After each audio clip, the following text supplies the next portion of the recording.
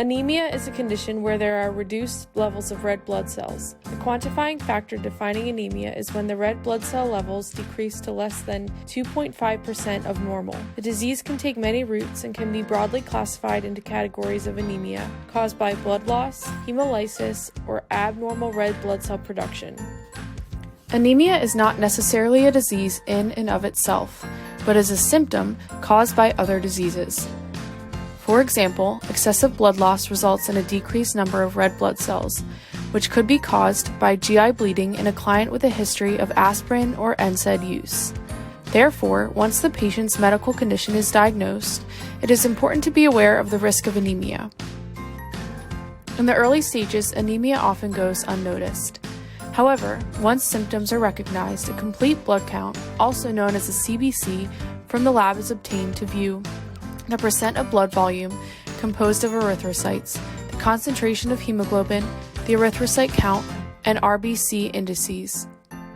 A peripheral smear can be done to reveal structural characteristics of the blood cells and will often indicate the underlying cause of the anemia.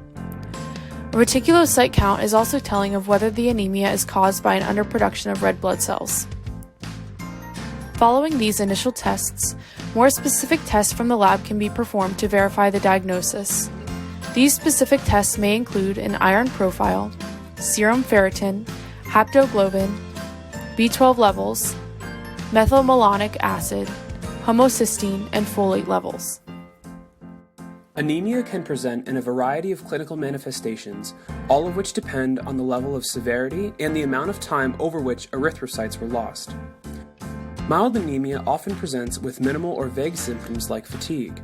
As oxygen levels decrease, weakness, dyspnea on exertion, easy fatigue, pallor, tachycardia, and leg ulcers may be present. Severe anemia, such as hemolytic anemia, may be present with jaundice, splenomegaly, and gallstones. Iron deficiency due to anemia can present as irritability, lack of exercise tolerance, and headaches. In more severe cases of iron deficiency, a pica can develop. This is a psychological disorder characterized by an appetite for substances that are largely non-nutritive. Examples may include ice or clay. For the physical therapist, the most important thing to remember is that increases in physical activity means increases in oxygen demand.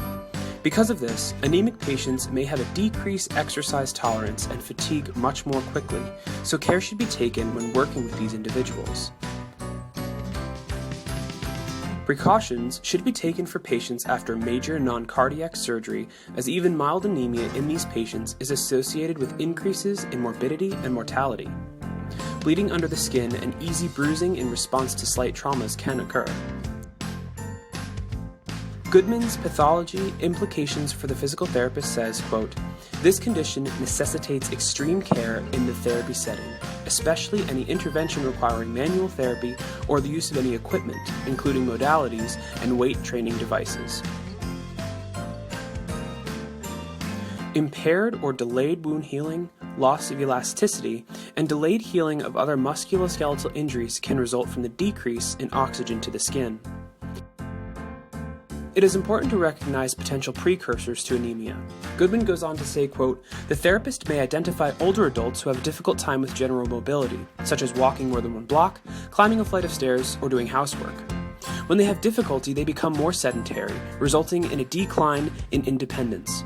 The treatment of anemia is dependent on the cause. If the anemia is caused by autoimmunity, immunosuppressive drugs may be useful. If it is caused by chronic disease, bone marrow stimulants can help produce new red blood cells. Diet change is the most important factor in treating anemia. Eating meat, beans, lentils, or leafy greens can provide the body with sufficient iron. Citrus fruits, green vegetables, and dairy can give the body the necessary vitamins to absorb iron. As physical therapists, we are not able to treat the patient's anemia. So, pacing and distributing intensity of exercises is often necessary.